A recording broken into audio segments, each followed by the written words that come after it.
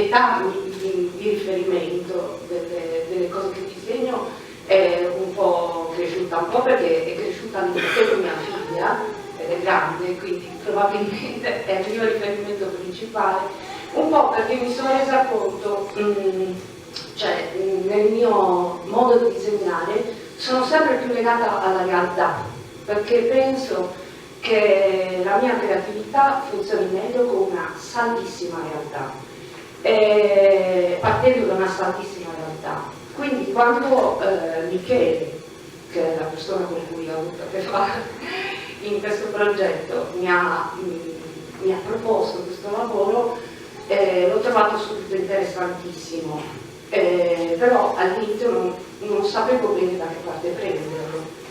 La prima cosa che ho visto di Genoni è stata un po' Genoni, perché ho fatto una passeggiata nei paesi assieme a lui, e poi un libro di foto, un piccolo libro di foto che mi ha dato Michele, che ho trovato interessantissimo. Sono stata tantissimo tempo a guardare i volti delle persone e semplicemente dall'osservazione e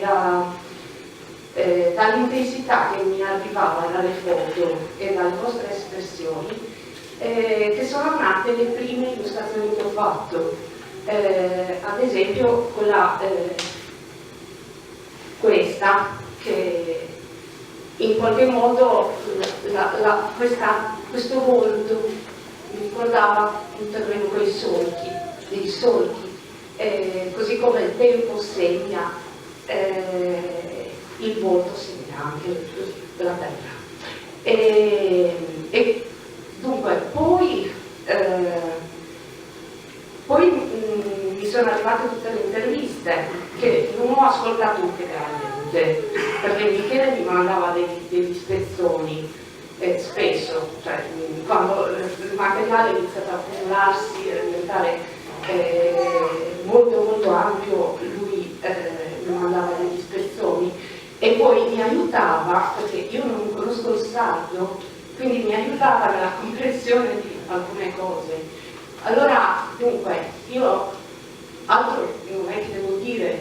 questo è stato più o meno il mio percorso, e se all'inizio 40, perché sono 40 illustrazioni mi sembravano tantissime, alla fine ne volevo altre, perché c'era tantissimo da raccontare. Dunque, la cosa che ci tenevo a fare era innanzitutto ringraziare Michele per tutto l'entusiasmo, la passione e il modo rispettoso che ha nell'affrontare il suo lavoro e nell'ascoltare le interviste e nel segnalarmi alcuni spezzoni. Volevo ringraziare insomma tutti quelli che hanno contribuito al progetto, ma volevo ringraziare soprattutto voi persone di Genoni, che mi avete davvero insegnato tantissimo.